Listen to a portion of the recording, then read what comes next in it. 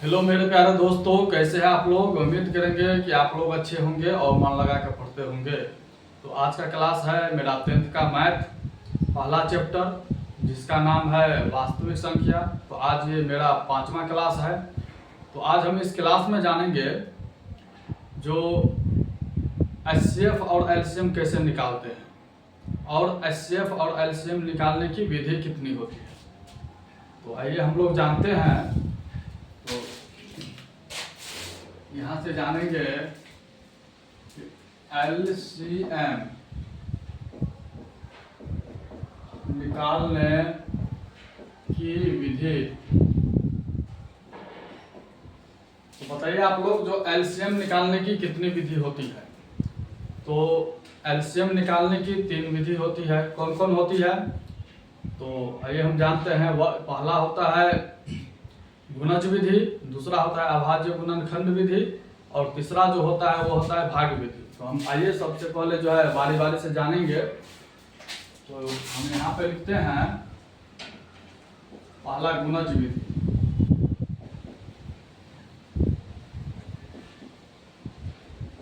इसी का एक और नाम है, इसको कहेंगे अपवर्त विधि। वर्त विधि, गुणज विधि या अपवर्त विधि हम कहते हैं। दूसरा होता है अभाज्य गुणनखंड विधि, अभाज्य गुणनखंड विधि।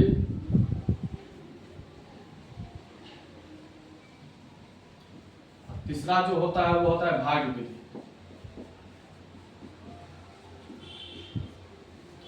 तो हम जाने जो एलसीएम निकालने की जो विधि होती है वो 3 होती है। कौन कौन होती है, तो पहला होता है गुणज विधि जिसका एक और नाम है अपवर्त विधि।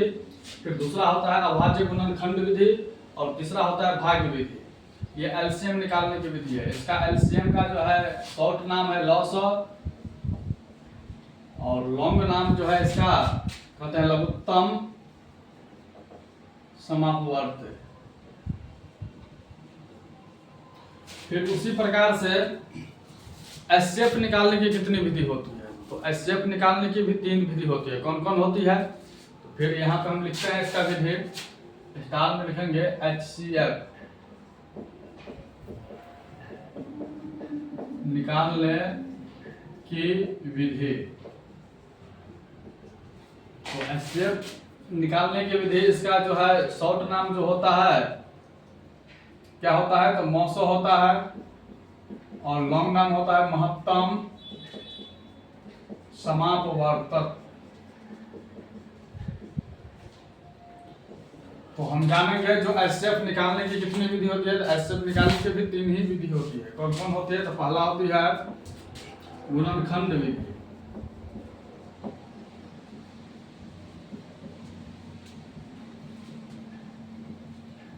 फिर दूसरा जो होता है वो होता है अभाज्य गुणनखंड विधि।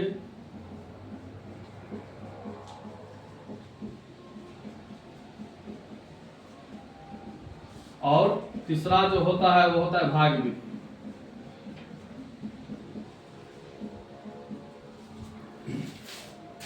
तो हम जाने जो एचसीएफ और एलसीएम निकालने की जो विधि होती है वो 3 होती है। तो एलसीएम निकालने की कौन कौन विधि होती है, 3। तो पहला होता है गुणज विधि जो जिसका नाम है एक और अपवर्त विधि। फिर दूसरा है अभाज्य गुणनखंड विधि और तीसरा है भाग विधि। उसी प्रकार से एचसीएफ निकालने की भी जो है विधि है 3 ही है।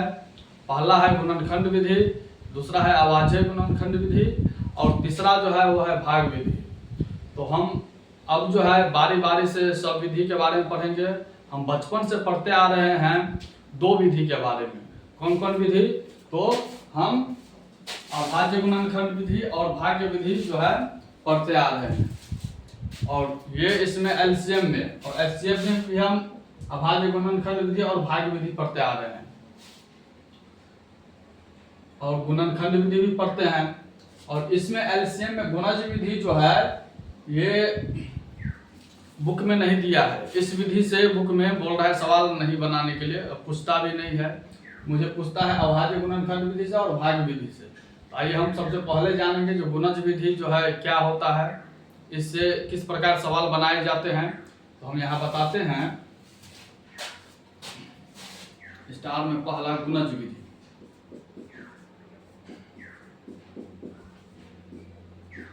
या अपवर्त विधि, इसका एक और नाम है अपवर्त विधि, इसी को कहते हैं। जैसे हम यहाँ पे एग्जांपल लेते हैं, जैसे 12 और 15, 12 और 15 का हमको एलसीएम निकालना है, तो हम कैसे गुणज विधि से जो है इसका एलसीएम निकालेंगे। तो गुणज का मतलब होता है पहाड़ा। क्या होता है? पहाड़ा, यानी 12 का पहाड़ा हम लिखेंगे और 15 का भी पहाड़ा लिखेंगे हम। तो हम 12 का पहाड़ा लिखते हैं, 12 का 12, 12 दूना 24, 12 तिया 36, 12 चौक 48, 12 पंचे 60, डॉट डॉट डॉट करके कहाँ तक? अनंत तक। और उसी प्रकार 15 का जो हम पहाड़ा लिखते हैं तो क्या होगा 15 का? तो 15 का 15, 15 दूना 30, 15 तिया 45, 15 चौके 60, 15 पंचे 75 और डॉट डॉट करके कहाँ तक? अनंत तक। तो हम गुणज विधि से अब कैसे ज्ञात करेंगे, तो हम सबसे पहले क्या करेंगे, तो 12 का पहाड़ा लिख लेंगे, फिर 15 का भी पहाड़ा लिख लेंगे हम, क्योंकि गुणज का अर्थ होता है पहाड़ा। अब हम देखेंगे इसमें जो इसमें कॉमन क्या है, 12 के पहाड़ा में और 15 के पहाड़ा में कॉमन जो है वो क्या है, तो हमें दिखाई पड़ता है कि कॉमन जो है यहाँ पे 60 है और यहाँ पर भी क्या है 60 कॉमन है। पहला कॉमन जो है वो 60 पर है। उसके बाद इसका दूसरा कॉमन कहाँ पे आएगा, तो दूसरा कॉमन जो है यहाँ पे 120 पे आएगा।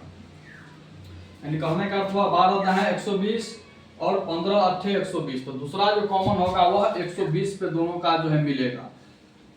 तो हम गुणज विधि में एलसीएम जो निकालेंगे तो हम क्या करेंगे, तो इसका पहला जो पहाड़ा रहेगा जो कॉमन होगा पहला, वो क्या हो जाएगा एलसीएम हो जाएगा, क्योंकि एलसीएम का फुल फॉर्म होता है लोवेस्ट कॉमन मल्टीपल। ये लोवेस्ट मतलब छोटा, कॉमन मतलब ओवेनेस्ट, मल्टीपल मतलब गुणज या अपवर्त। इसमें छोटा जो कॉमन होगा, जो सबसे पहला कॉमन होगा, उस वही जो है क्या हो जाएगा इसका एलसीएम हो जाएगा। जैसे लिख देंगे इसीलिए एलसीएम क्या हो जाएगा, एलसीएम 60 हो जाएगा, क्योंकि इसका पहला कॉमन क्या है 60 है, इसलिए क्या हो जाएगा, और छोटा भी है क्योंकि दूसरा कॉमन 120 पर है और पहला 60 पर है, इसलिए क्या हो जाएगा 12 और 15 का जो एलसीएम होगा वो कितना होगा 60 हो जाएगा। उसी प्रकार से आइए और हम एग्जांपल लेते हैं 18 और 16 का।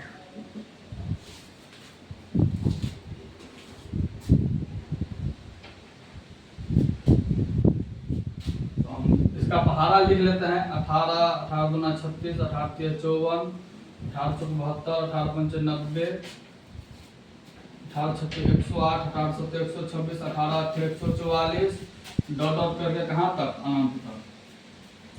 फिर 16 का पहाड़ा क्या होता है, 16 का 16, 16 दूना 32, 16 तिया 48, 16 चौके 64, 16 पंचे 80, 16 छक 96, 16 सत्ते 112, 16 अट्ठे 128, 16 नब्बे 144,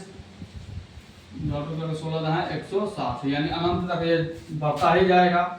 हम इसमें ये देखते हैं कि इसका पहला कॉमन जो है क्या आता है, इसमें हम चेक करेंगे तो यहाँ पे इधर कॉमन नहीं है, यहाँ पे 144 पे कॉमन है इसका पहला, आगे और भी होगा तो हम देखेंगे कि 144 पर जब इसका पहला कॉमन है वही क्या हो जाएगा, तो इन दो संख्याओं का एलसीएम हो जाएगा। तो यहाँ हम लिख देंगे इसीलिए एलसीएम जो है वो कितना हो जाएगा 144 हो जाएगा इसका, 18 और 16 का एलसीएम। फिर आइए आगे का हम जानते हैं, इधर पहले मिटा लेते हैं।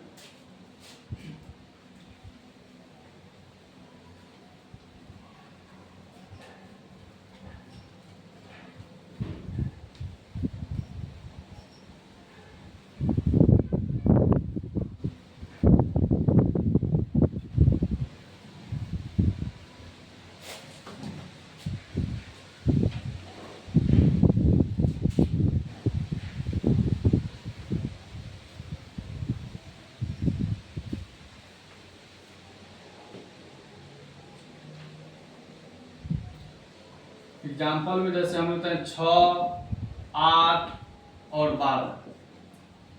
इसका जो है गुणज की विधि से हम कैसे इसका जो है एलसीएम ज्ञात करेंगे। तो हम क्या करेंगे, सबसे पहले इसका पहाड़ा जो है लिखेंगे 6 का। तो 6 का क्या होगा, 6 6 दूनी 12, 6 3 18, 6 चौक 24, 6 5 30, 6 4 36,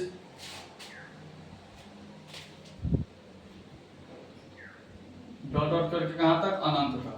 फिर 8 का क्या होगा, तो 8 का 8, 8 दूना 16, 8 त्रिक 24, 8 चौक 32, 8 पंचे 40, डॉट डॉट करके कहाँ तक, अनंत तक।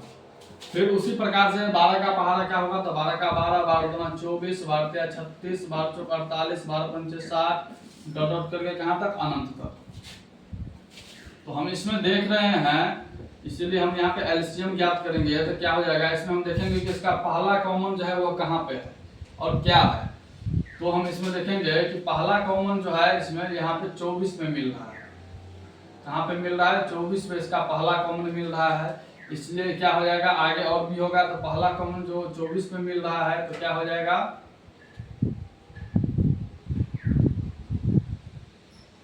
24 इसका क्या हो जाएगा, आंसर हो जाएगा। तो हम जान गए कि गुणज विधि से कैसे ज्ञात करेंगे। गुणज विधि में जो संख्या दिया रहेगा उसका हम पहाड़ा लिखेंगे और उसमें जो सबसे पहला कॉमन आएगा पहाड़ा में वही क्या हो जाएगा, उस संख्या का जो है एलसीएम हो जाएगा। तो हम गुणज विधि जान गए। फिर आगे हम जानते हैं अब अभाज्य गुणनखंड विधि से हम एलसीएम कैसे ज्ञात करेंगे। तो दूसरा स्टार में हम यहाँ पे लिखेंगे अभाज्य गुणनखंड विधि। अभाज्य गुणनखंड विधि कहने का अर्थ ये हुआ कि उसके एलसीएम में क्या आना चाहिए, किसमें 2 3 5 7 9 11 13 डॉट डॉट अनंत, यानी ये संख्या अभाज्य संख्या आना चाहिए। तो हम इस क्या कर सकते हैं, अभाज्य गुणनखंड विधि से हम एलसीएम ज्ञात कर लेंगे। जैसे हम यहाँ पर लिखते हैं कि 12 और 15। जैसे हम पहले उदाहरण लिए तो वही उदाहरण यहाँ पे लेते हैं कि इस विधि से क्या हम ज्ञात करते हैं वो उतना आंसर आता है या नहीं। तो अभाज्य गुणनखंड विधि से हम 12 और 15 का जो है क्या करेंगे, हम एलसीएम ज्ञात करेंगे। तो कैसे ज्ञात करेंगे, तो हम क्या करेंगे, इसका 12 का और 15 का क्या करेंगे, हम अभाज्य गुणनखंड करेंगे। तो 12 का अभाज्य गुणनखंड करेंगे, 2 से 2 छक्के 12, फिर 2 से 2 तिया 6, यानी 2 गुने 2 गुने 3। फिर 15 का हम देखेंगे तो 15 का क्या होगा, पहाड़ा में 3 पंचे 15, यानी 3 गुने 5। तो इसमें क्या होगा, अब हम देखेंगे कि जो इसमें जो कॉमन होगा वो भी है, जो कॉमन नहीं होगा उसे भी हम क्या करेंगे, मल्टीपल करेंगे। इसमें कॉमन क्या हो रहा है, तो 3 इसमें कॉमन आ रहा है, इसमें भी 3 कॉमन आ रहा है। तो जो दोनों में कॉमन आए वो एक बार लिखा जाता है, तो लिखेंगे। इसीलिए एलसीएम दोनों में क्या कॉमन आ रहा है, 3, तो 3 एक बार लिख लेंगे हम। फिर क्या बच गया था, 2 को 2 बच गया था, लिख लेंगे 2 को 2। फिर इधर 5 बच गया था, लिखेंगे 5। अब गुना कर लेंगे हम, 3 दूना 6, 6 दूना 12, 12 पंचे 60। तो क्या आया, पहले जो हम गुणज विधि से 12 और 15 का जो एलसीएम हम ज्ञात किए थे गुणज विधि से, तो उतना ही आंसर आया था 60। और अभाज्य गुणनखंड विधि से जो हम ज्ञात किए हैं फिर भी हमें आंसर जो है 60 ही प्राप्त हुआ है। फिर आइए हम अभाज्य गुणनखंड विधि से और हम सवाल बताते हैं, तब तक इधर हम थोड़ा मिटा लेते हैं।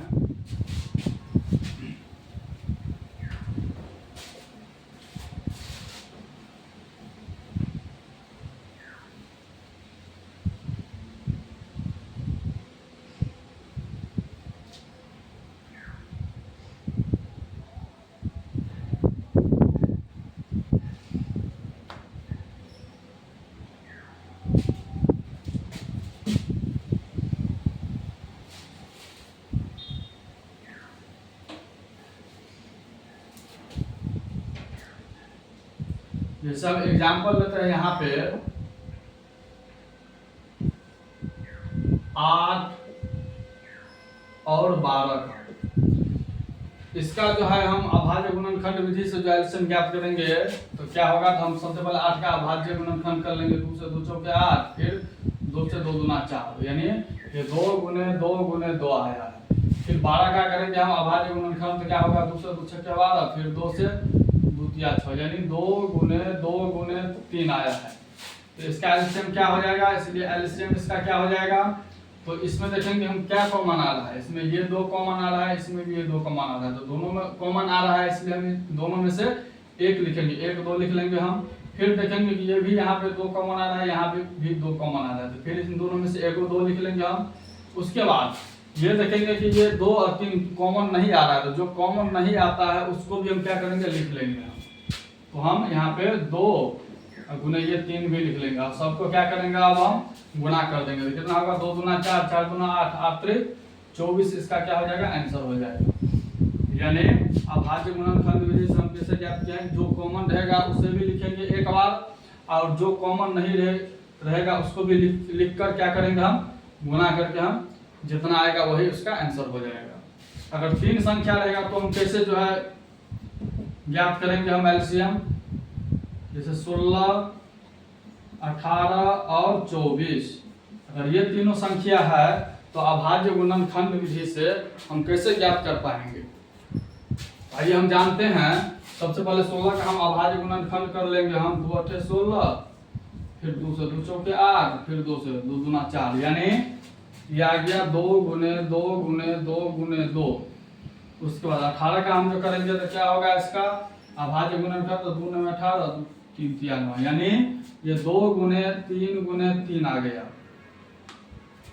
उसके बाद 24 का जो हम करेंगे अभाज्य गुणनखंड, तो 2 से 12, फिर 2 से 6, फिर 2 से 3, यानी ये 2 गुने 2 गुने 2 गुने 3 आया है। अब हम क्या करेंगे, 3 संख्या है तो तीनों में हम कॉमन देखेंगे हम, तो देखते हैं कि तीनों में कॉमन आता है, तो देख रहे हैं कि तीनों में ये 2, फिर यहाँ पे भी 2, यहाँ पर भी 2 कॉमन आ रहा है, तो लिख लेंगे। इसलिए एलसीएम तीनों में मिल रहा है तो एगो हम 2 लिख लेंगे। फिर अब हम देखेंगे कि जो अब हम 2 संख्या का कॉमन लेंगे, देखेंगे कि अगर तीनों में बराबर नहीं है तो 2 गो में भी अगर कॉमन रहेगा तो उसमें से 1 लिखा जाएगा। तो हम यहाँ पे देखते हैं कि यहाँ पे भी 2 है और यहाँ पर भी 2 है, तो ये दोनों 2 मिल रहा है, तो हम क्या करेंगे, यहाँ पे एगो 2 लिख लेंगे। फिर हम देखेंगे यहाँ पर भी 2 है और यहाँ पर भी 2 है, तो दोनों 2 में कॉमन मिल रहा है, तो क्या करेंगे हम एगो 2 लिख लेंगे। फिर देखेंगे कि ये दोनों 3 भी इधर मिल रहा है, तो हम एगो 3 लिख लेंगे हम।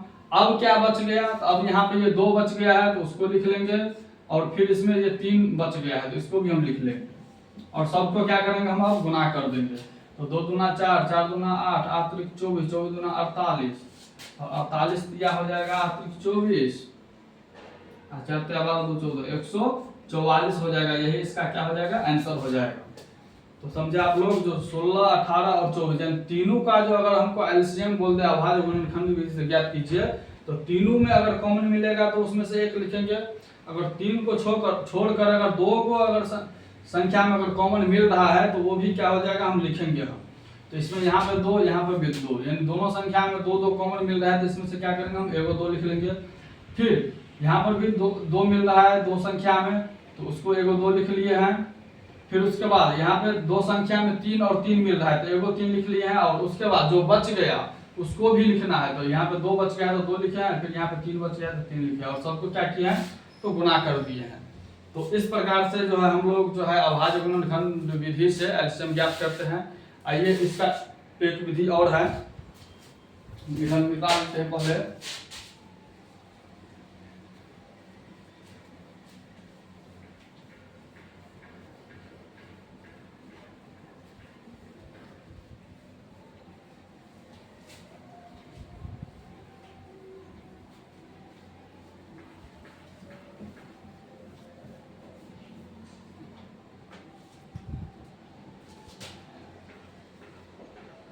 जैसे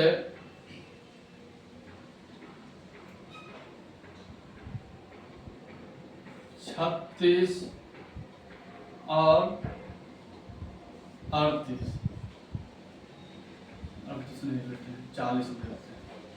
36 और 40 का जो है हम क्या करते हैं, अगर हम अभाज्य गुणनखंड विधि से अगर ज्ञात करेंगे तो हम किस प्रकार से ज्ञात करेंगे, तो हम सबसे पहले 36 का क्या करेंगे, अभाज्य गुणनखंड कर लेंगे। 2 से 18, फिर 2 से हम 9, फिर 3 से 3 3 9, यानी 2 गुने 2 गुने 3 गुने 3 आया है।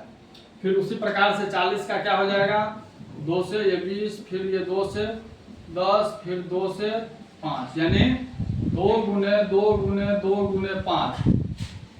अब हम यहाँ पे देखते हैं कि इसमें सबसे पर देखेंगे पावर, तो इसमें 2 कितनी बार है तो 2 बार है, इसमें 3 कितनी बार है तो 2 बार है। फिर उसी प्रकार से यहाँ पे 3 जो है 2 जो है वो 3 बार है, यहाँ 5 जो है 1 बार है, तो लिखा नहीं जाता, फिर हम लिख दिए 5 1 बार है। तो यहाँ पर हम ज्ञात करेंगे, इसमें हम देखेंगे कि 36 और 40 में कौन कौन गुणनखंड है, तो इसमें है 2 है, फिर 3 है और 5 है, यही दो तीनों है, 2 3 5 इसके गुणनखंड में आया है, 2 भी है 3 भी है और 5 भी है। तो इसमें हम क्या करेंगे, जो सबसे बड़ा पावर वाला होगा उसी को लिखेंगे हम कॉमन में। तो जो हम लिखेंगे यहाँ पे, इसलिए एलसीएम क्या हो जाएगा इसका, जो इसमें सबसे ज्यादा पावर का होगा उसी को लिखेंगे हम पहले। तो इसमें देख रहे हैं कि यहाँ पे 2 का पावर 2 है, यहाँ पे 2 का पावर 3 है, 2 इसमें भी गुणनखंड में है, तो हम 2 के पावर 3 लिख लेंगे हम, फिर गुना कर देंगे हम। ये 2 का पावर 2 नहीं लिखेंगे, जिसका बड़ा पावर होगा वही हम लिखेंगे। फिर इसमें देखेंगे कि 3 का पावर कितना है 2 है, तो हम यहाँ पे 3 के पावर क्या करेंगे हम 2 लिख लेंगे हम, और 5 के पावर 1 है तो 5 लिख लेंगे हम, फिर गुना कर लेंगे 2 का पावर 3 यानी 8 और 3 का पावर 2 यानी 9 गुने 5, 8 9 72 और 72 पंचे कितना हो जाएगा, ये 5 गुना 10 और 7 पंचे 35 36 यानी 360 इसका क्या हो जाएगा एलसीएम हो जाएगा। हम एक प्रकार इससे भी हम ज्ञात करते हैं, अगर अभाज्य गुणनखंड विधि से, जो हम देखेंगे कि जिसका पावर ज्यादा रहेगा उसी को हम लिखेंगे इसमें। तो हम सबसे पहले देखेंगे कि इसके अभाज्य गुणनखंड क्या है, तो 2 3 5 है, तो 2 है, तो 2 में हम क्या किए हैं, तो इसका बड़ा पावर लिखेंगे हम। तो इसमें 2 में इसका बड़ा पावर कौन है, इसमें 2 का पावर 2 है, इसमें 2 का पावर 3 है, तो हम यहाँ पे लिख देंगे 2 का पावर 3, 1 ले लेंगे हम, फिर गुने। अब हम 3 में देखेंगे जो 3 का पावर जो है बड़ा में कौन है, तो यहाँ पे 3 का पावर यहीं पे है, इसमें नहीं है, तो 3 का पावर कितना है 2 है, तो 2 लिख दिए हैं। फिर अब हम देखेंगे 5 के पावर में, तो 5 का पावर इसमें नहीं है, इसमें है, तो लिखना तो पड़ेगा, कितना है तो 1 है, तो 1 लिख देंगे हम। फिर हम तीनों का गुना किए तो कितना आया है 360 आया है। तो इस प्रकार से हम जो है अभाज्य गुणनखंड विधि से, दूसरा विधि से इस प्रकार से हम ज्ञात करेंगे। फिर एग्जाम्पल हम लेते हैं, जैसे 48 और 56 का। तो अगर हम इसमें देखेंगे हम, तो इसका अभाज्य गुणनखंड विधि से हम कैसे ज्ञात करेंगे, हम 48 का हम फैक्टर यानी गुणनखंड कर लेंगे हम, 2 से, फिर 2 से 24 हो गया, फिर 12 हो गया, फिर 2 से 6, फिर 2 से 3 यानी 2 गुने 2 गुने 2 गुने 2 गुने 3 आया है। फिर 56 का क्या होगा इसका गुणनखंड, 2 गुने 4 2 8 16, 2 से फिर 14, फिर 2 से 7 यानी देखेंगे हम 2 गुने 2 गुने 2 गुने 7। अब हम देखेंगे कि इसका जो गुणनखंड जो है वो कौन कौन है इसमें 48 और 56 में, तो यहाँ पे गुणनखंड 2 है 3 है और 7 है, यही तीनों है। तो हम यहाँ पे क्या करेंगे, इसलिए एलसीएम हम ज्ञात करेंगे। तो सबसे पहले क्या करेंगे हम, तो देखेंगे कि जिसका ज्यादा पावर हो, तो यहाँ पे देखेंगे 2 का पावर क्या है 4 है, यहाँ 3 का पावर 1 है, फिर इसमें 2 के पावर 3 है, यहाँ पे 7 के पावर 1 है। तो हम देखेंगे कि जो सबसे बड़ा पावर होगा 2 का वही लिखेंगे हम। तो 2 का सबसे बड़ा पावर इन दोनों में क्या है, तो 2 का पावर 4 है, तो लिख लेंगे 2 के पावर 4 गुने। फिर 3 का पावर देखेंगे हम, तो 3 का पावर इसमें कितना है दोनों में, यही है 3 1 है, तो लिख लेंगे 1। फिर 7 के पावर क्या है 1 ही है इसमें, तो 1 यानी लिखा नहीं जा रहा पावर, फिर भी यहाँ पे 7 हम लिख दिए। पावर नहीं लिखा जाता है, 1 छुपा रहता है इसका पावर, तो कितना हो जाएगा ये 2 का पावर 4, कितना हो जाएगा 16, 2 दूना 4 4 दूना 16, 16 3 48, 48 7 कितना होगा, तो 48 8 7 56, 7 चौक 28, 5 33 यानी 336 इसका क्या हो जाएगा, ये एलसीएम हो जाएगा। तो हम अभाज्य गुणनखंड विधि से जान गए। फिर आइए हम जानते हैं इसका भाग विधि से हम कैसे ज्ञात करेंगे। तो आप लोगों को तो पता ही होगा भाग विधि से,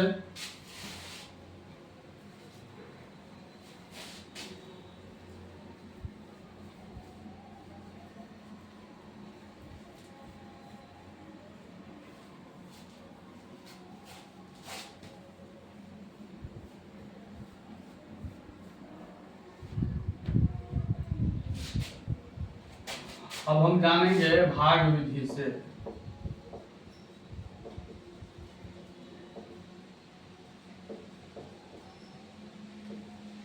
जैसे अगर हम 12 और 15 का हम भाग विधि से एलसीएम हम कैसे ज्ञात करेंगे हम, तो हम जानते हैं कि 12 का क्या करेंगे, लघुत्तम ले लेंगे हम, 2 छक्के 12, 2 से 2 तिया 6, फिर 15 का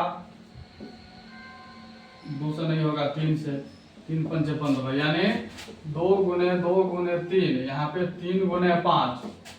तो यहाँ पे हम देखेंगे कि जो कॉमन रहेगा उसे भी, जो कॉमन नहीं रहेगा उसे भी हम क्या करेंगे, हम लिखेंगे। तो यहाँ पे देख रहे हैं कि ये 3 कॉमन मिल रहा है, यहाँ पे 3 कॉमन मिल रहा है, इसलिए एलसीएम क्या हो जाएगा, दोनों में मिल रहा है 3, तो एगो 3 लिख लेंगे हम। फिर अब जो बच गया इसमें 2 2 नहीं मिल रहा है, तो ये दोनों 2 नहीं मिल रहा है तो इसको भी लिख लेंगे हम। अब ये 5 नहीं मिल रहा है तो इसको भी हम गुना में लिख लेंगे हम। तो कितना हो जाएगा, 5 गुना 10, 10 गुना 20, 20 तिया 60, इसका क्या हो जाएगा, आंसर हो जाएगा। तो भाग विधि से इस प्रकार से बनाते हैं।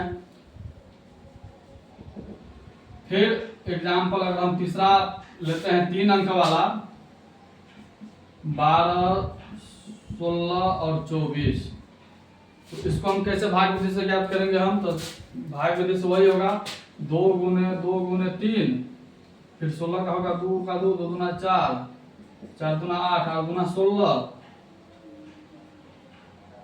फिर 2 का 2, 2 दूना 4, 4 दूना 8, अतिरिक्त 24। तो ये 24 का हम क्या किए हैं, अभाज्य गुणनखंड कर दिए हैं। अब हम देखेंगे कि तीनों में क्या कॉमन मिल रहा है, जो कॉमन मिलेगा उसे भी, और जो कॉमन नहीं मिलेगा उसे भी हम क्या करेंगे, हम गुना करेंगे। तो ये इसमें ये 2 मिल रहा है, ये यहाँ पे ये 2 मिल रहा है, यहाँ पे ये 2 मिल रहा है, तो तीनों में 2 मिल रहा है तो एगो 2 लिख लेंगे हम। फिर यहाँ पे भी 2 मिल रहा है, यहाँ पर भी 2 मिल रहा है, यहाँ पर भी 2 मिल रहा है, तो तीनों में 2 मिल रहा है तो एगो 2 लिख लेंगे हम। फिर देखेंगे अब हम कि तीनों में तो मिल रहा है, अब 2 को में देखेंगे हम, यहाँ पर भी 2 मिल रहा है, यहाँ पर भी 2 मिल रहा है, तो इनमें से एगो 2 लिख लेंगे हम। फिर यहाँ पर भी 3 मिल रहा है, यहाँ पर भी 3 मिल रहा है, तो एगो 3 लिख लेंगे हम। और क्या बच गया, यहाँ पे 2 बच गया, तो हम 2 भी लिख लेंगे। जो कॉमन मिलेगा तीनों में, तो तीनों में एगो 2 लेंगे हम। अगर 2 गो में भी अगर मिल जाएगा तो उसमें से एक संख्या लेंगे हम। अगर नहीं कॉमन भी मिला, जो बच गया उसको भी हम लास्ट में लिख लेंगे हम, गुना कर देंगे। 2 दूना 4, 4 दूना 8, अतिरिक्त 24, 24 गुना क्या हो जाएगा, 48, इसका क्या हो जाएगा, आंसर हो जाएगा।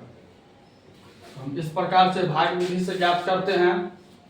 फिर आइए हम जानते हैं, अब हम एचसीएफ जो हम ज्ञात करेंगे हम, वो गुणनखंड विधि से। अब फिर दूसरा है अभाज्य गुणनखंड विधि से, और तीसरा है भाग विधि से। तो किस प्रकार ज्ञात करते हैं, तो हम सबसे पहले इधर मिटा लेते हैं, फिर बताते हैं आप लोगों को।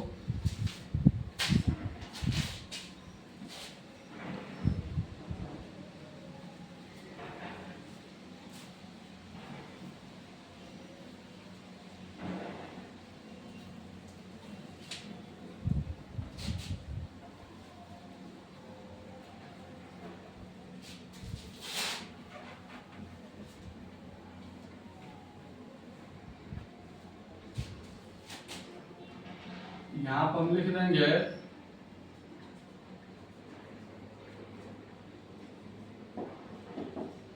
HCF निकालने की विधि। तो HCF निकालने की विधि जो हम बताए थे, 3 विधि। पहला गुणनखंड विधि,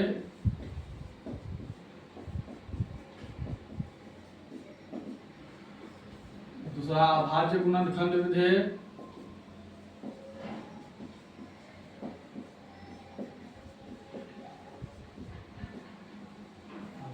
तीसरा जो है भाग विधि।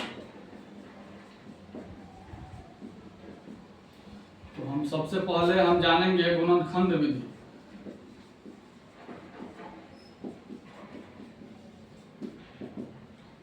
तो हम गुणनखंड विधि से कैसे हम एचसीएफ ज्ञात करते हैं, तो हम क्या करेंगे, यहाँ पे जैसे एग्जांपल लिए हैं 24 और 18, तो हम गुणनखंड करेंगे हम इसका। तो हम कैसे ज्ञात करेंगे, तो हम क्या करेंगे, 24 जो है कौन कौन संख्या से करता है, इसका गुणनखंड करेंगे। तो 24 1 से भी करता है, 2 से भी करता है, फिर 3 से भी करता है, और 4 से भी करता है, 6 से भी करता है, 12 से भी करता है, और स्वयं 24 से करता है। फिर उसी प्रकार 18 का गुणनखंड क्या होगा, तो 18 1 से भी करता है, 2 से भी करता है, 3 से भी करता है, फिर 6 से भी करता है, 9 से भी कटता है और स्वयं 18 से कटता है। तो इसमें हम ये देखेंगे कि इसमें कॉमन क्या आ रहा है, इसलिए यहाँ पे लिखेंगे HCF। इसमें कॉमन क्या रहा है, तो इसमें देखिए पहला कॉमन इसका जो है यहाँ पे एक तो रहता है, यहाँ पे 3 आ रहा है, एक तो छुपा रहता है, एक तो सब में रहता है। यहाँ पहला कॉमन छोटा 3 और उसके बाद यहाँ पे 6 आ रहा है। तो हम यहाँ पे क्या करेंगे, HCF का फुल फॉर्म होता है हाईएस्ट कॉमन फैक्टर। हाईएस्ट मतलब बड़ा, कॉमन मतलब उभयनिष्ठ, फैक्टर मतलब गुणनखंड। तो इसमें बड़ा गुणनखंड क्या है, तो पहला इसका गुणनखंड 3 है और दूसरा में है 6, यानी बड़ा इसका जो गुणनखंड होगा वही इसका क्या हो जाएगा, आंसर हो जाएगा। एलसीएम में हम बताए थे जो छोटा होगा उसका गुणनखंड वही उसका जो है एलसीएम हो जाएगा, और एचसीएफ में क्या होगा, जो बड़ा गुणनखंड होगा वही उसका क्या हो जाएगा, एचसीएफ हो जाएगा। आइए और हम जानते हैं, जैसे एग्जांपल में 36 और 32। अब हम देखेंगे जो 36 और 32 का गुणनखंड करेंगे पहले। तो 36 के 2 से करता है, फिर 3 से भी करता है, फिर 4 से भी करता है, 6 से भी करता है, 9 से भी करता है, 12 से भी करता है, 18 से भी करता है, स्वयं 36 से उसके बाद करता है। फिर उसी प्रकार 32 जो है 2 से करता है, 4 से करता है, 8 से कटता है, फिर 16 से कटता है, उसके बाद स्वयं 32 से करता है। तो इसमें देखेंगे हम तो सबसे जो है बड़ा कॉमन क्या है इसका, तो यहाँ पे हम देख रहे हैं कि सबसे पहले तो यहाँ पे 4 है, उसके बाद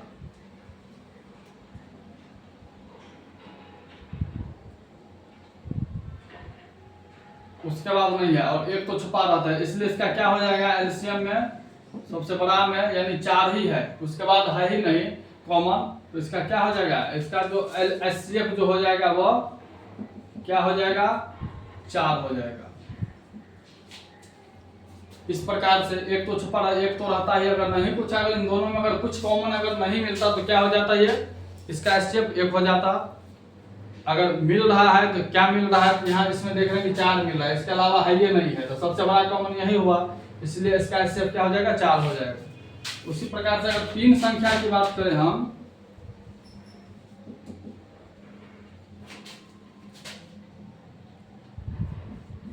सोलह, 18 और 24, तो इसमें जो है हम देखेंगे गुणनखंड विधि से 16, 18, 24 का हम कैसे जो है एचसीएफ ज्ञात करेंगे। तो 16 किससे करता है, 1 का भी लिख लेते हैं, 1 से, फिर 2 से, फिर 4 से, फिर 8 से और स्वयं 16 से। फिर 18 जो है 1 से करता है, फिर 2 से करता है, 3 से करता है, 6 से करता है, 9 से करता है, स्वयं 18 से करता है। फिर 24 1 से करता है, फिर 2 से करता है, 3 से करता है, 4 से करता है, 6 से करता है, 8 से भी करता है, 12 से भी करता है, स्वयं 24 से करता है। इसीलिए यहाँ पे एचसीएफ क्या हो जाएगा, तो हम देखेंगे इसमें सबसे पहला तो 1 आ रहा है, एक तो छुपा रहा है, एक तो सब में रहता है। यहाँ पे कॉमन मिल रहा है 2, यहाँ पर भी 2, यहाँ पर भी 2, पहला कॉमन इसका 2 मिल रहा है। उसके बाद और कॉमन जो है इसमें देखेंगे, और हम इसमें 1 मिल रहा है। उसके बाद 4 यहाँ पे है, 4 यहाँ पे है, बीच में 4 नहीं है तो नहीं होगा। 6 है मगर यहाँ पे नहीं है तो नहीं होगा। फिर 8 यहाँ पर है, इसमें 8 नहीं है, यहाँ पे 8 है। तीनों में जो कॉमन होगा वही लेंगे हम। तो हम इसमें देख रहे हैं कि 1 और 2 कॉमन आ रहा है, तो 1 2 में सबसे बड़ा कॉमन क्या है, तो 2 है, इसलिए क्या हो जाएगा, 2 इसका क्या हो जाएगा, एचसीएफ हो जाएगा, यही इसका आंसर हो जाएगा। तो इस प्रकार से हम जो है गुणनखंड विधि से एचसीएफ ज्ञात करते हैं। फिर आइए हम जानते हैं आगे जो अभाज्य गुणनखंड विधि से कैसे हम एचसीएफ ज्ञात करेंगे। तो इधर हम निकाल लेते हैं पहले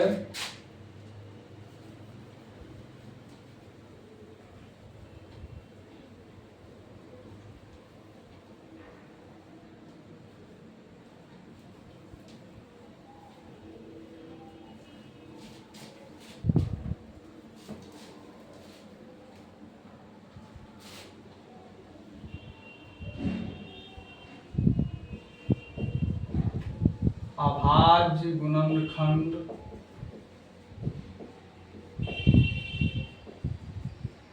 विधि से। अभाज्य गुणनखंड विधि से एचसीएफ हम कैसे ज्ञात करते हैं? जैसे 18 और 24, इसमें अभाज्य गुणनखंड विधि से कैसे ज्ञात करेंगे हम? 18 का क्या करेंगे? अभाज्य गुणनखंड करेंगे। 2 में 18, फिर 2 से 3 से 3 3 9, यानी 2 गुने 3 गुने 3। फिर 24 का क्या होगा?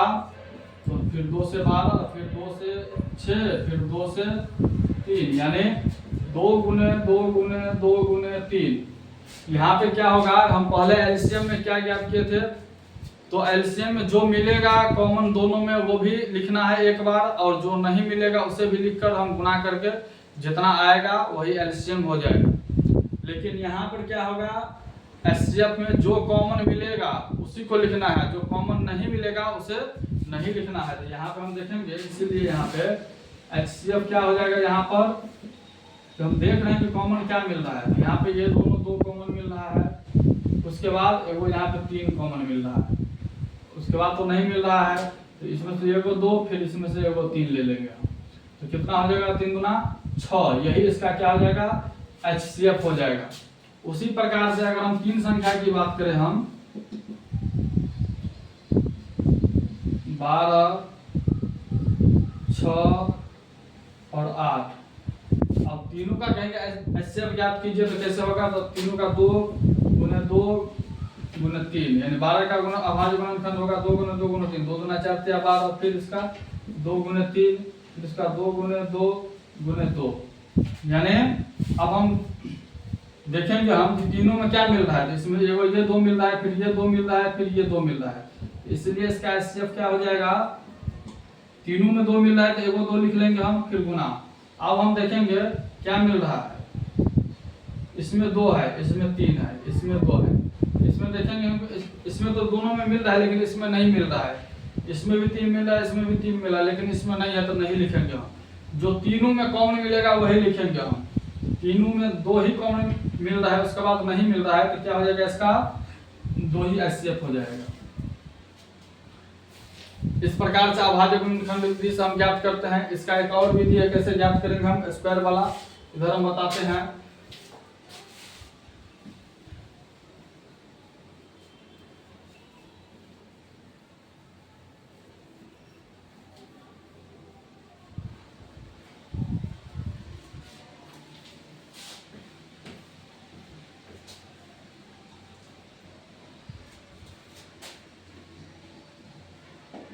जैसे एग्जाम्पल लेंगे हम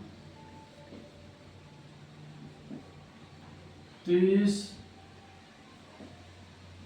40 और 48, तीनों संख्या लिए हैं। अब इसमें हम देखेंगे कि इसका जो है हम अभाज्य गुणनखंड विधि से कैसे ज्ञात करेंगे। 30 का अभाज्य गुणनखंड करेंगे हम 2 से 15, फिर 3 से 3 पंचे 2 गुने 3 गुने 5। फिर 40 का क्या होगा? 40 का देखेंगे हम 2 से 20, फिर 2 से 10, फिर 2 से 5, यानी 2 गुने 2 गुने 2 गुने 5, यानी कहने का अर्थ है 2 का पावर 3 गुने 5। 48 का जो हम करेंगे फैक्टर क्या होगा?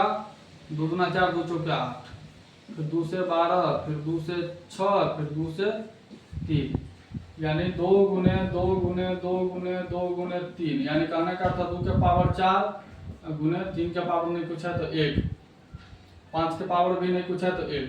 अब हम यहाँ पे हम ध्यान देने की बात यह है कि तीनों में हम देखेंगे कि इसका गुणनखंड क्या क्या आया है। तो इसमें आया है 2, 3 और 5, यही है। अब हम देखेंगे जो, इसलिए यहाँ पे एचसीएफ क्या हो जाएगा?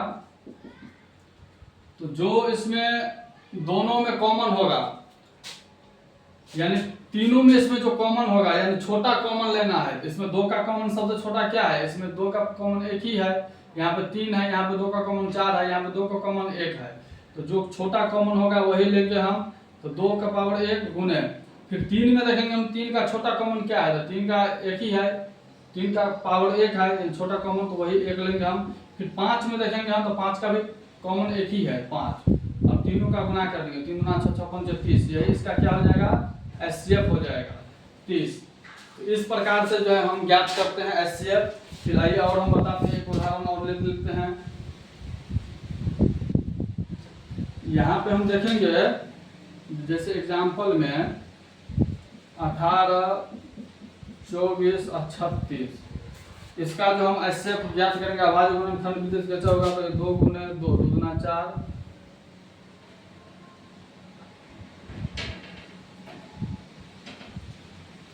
इसका ऐसे करते हैं 18 2 में 18 यानी 2 गुना 3 गुना 3, फिर 24 का 2 का 2 2 गुना 4 4 गुना 8 8 24, फिर 36 का 2 का 2 2 गुना 4 4 गुना 8, 36 का हम यहाँ पे ले लेते हैं 2 का 2 2 16, फिर 2 से 2 में 18 यानी 2 गुना यहाँ पे 3 गुना 3 हो जाएगा। हम यहाँ पे देखते हैं कि 2 गुना 3 का पावर यहाँ पे 2 है, फिर इसमें भी 2 का पावर 3 है, गुने 3 के पावर यहाँ पे 1 है। इसमें देखते हैं 2 का पावर 2 है, यहाँ पे 3 का पावर 2 है। तो इसका HCF कैसे ज्ञात करेंगे, इसलिए HCF जो हम ज्ञात करेंगे तो हम इसमें देखेंगे कि यहाँ पे गुणनखंड में क्या क्या आया है, 2 3 आया है, यानी 2 और 3 ही आया है। तो 2 और 3 में हम क्या करेंगे, जो सबसे छोटा पावर वाला होगा 2 का, दोनों तीनों में वही लिखेंगे हम। तो तीनों में देखेंगे सबसे छोटा पावर 2 का क्या है, यहाँ पे 2 का पावर 2 है, यहाँ पे 2 का पावर 3 है, यहाँ पे 2 का पावर नहीं बचा 1 है, तो वही 2 का पावर 1 ले लेंगे हम गुने। फिर 3 का पावर छोटा में क्या है, तो 3 का पावर छोटा, 3 का पावर 2 यहाँ पर भी है, 3 का पावर 2 यहाँ पर भी है, यहाँ पे 3 का पावर 1 है, तो वो ले लेंगे 1, यानी 2 का पावर 1 3 का पावर 1 यानी इतना ही 2 ही होगा, और 3 का पावर 1 का मतलब 3 ही होगा। तो 3 गुना 6 इसका क्या हो जाएगा, HCF हो जाएगा। तो इस प्रकार से जो है हम HCF ज्ञात करते हैं अभाज्य गुणनखंड विधि से। फिर आइए हम इसके बाद आगे जानेंगे भाग विधि से। तो बताते हैं आप लोगों को इधर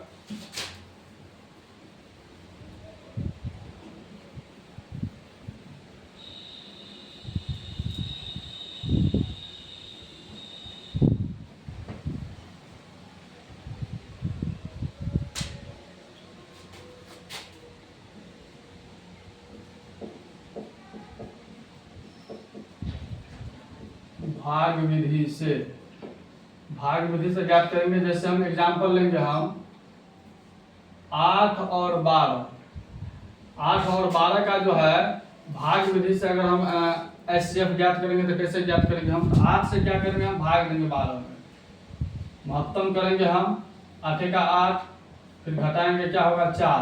अब क्या होगा यहाँ पे 8 से 4 में नहीं लगेगा, शेष कम हो गया है भाजक से, तो अब क्या करेंगे हम 4 में हम 8 से भाग लगाएंगे, फिर 4 गुना 8 कट गया। तो इसलिए इसका मौसो या हिंदी में मौसो कहा जाता है और अंग्रेजी में HCF कहा जाता है। किस से कटा है, 4 से कटा है, तो इसलिए इसका आंसर क्या हो जाएगा 4 हो जाएगा।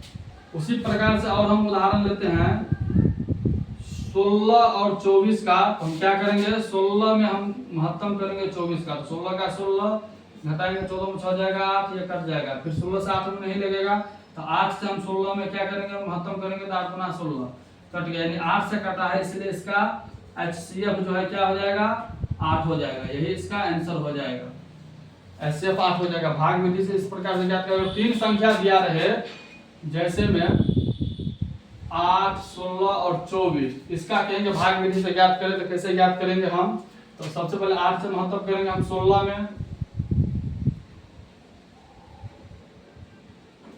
8 गुना 16 कट गया, 8 से ही कटा, तो इसलिए 8 इसका HCF हुआ। फिर 8 से हम क्या करेंगे, हम 24 में महत्तम करेंगे, फिर 8 24 कट गया, यानी दोनों स्थिति में देख रहे हैं कि मौसो इसका क्या है, दोनों स्थिति में 8 से ही कट रहा है, इसलिए इसका HCF क्या हो जाएगा 8 हो जाएगा। आगे हम जानेंगे फिर यूक्लिड विभाजन एल्गोरिथम से HCF कैसे निकाला जाता है। तो आगे की क्लास में फिर विस्तार से जानेंगे भाग विधि से जो कैसे HCF ज्ञात किया जाता है। तब तक के लिए इतना ही, फिर मिलते हैं आप लोगों से अगले क्लास में। अगली क्लास में हम जो है प्रश्नावली जो है 1.1 स्टार्ट कर देंगे, और इतना जो सवाल बताए हैं ये सवाल जो है 1.2 तक के 1.2 प्रश्नावली 1.2 तक का आधा सवाल आप लोगों को कंप्लीट हो जाएगा। तो हम अगली क्लास में जो अब मिलेंगे तो उसमें हम फिर स्टार्ट करेंगे भाग विधि से, फिर प्रश्नावली को 1.1 को स्टार्ट करेंगे। तो कैसा लगा मेरा क्लास आप लोगों को? अगर अच्छा लगा हो तो इसे लाइक सब्सक्राइब कमेंट अवश्य करें। तो फिर पुनः मिलते हैं आप लोगों से अगले क्लास में, तब तक के लिए धन्यवाद।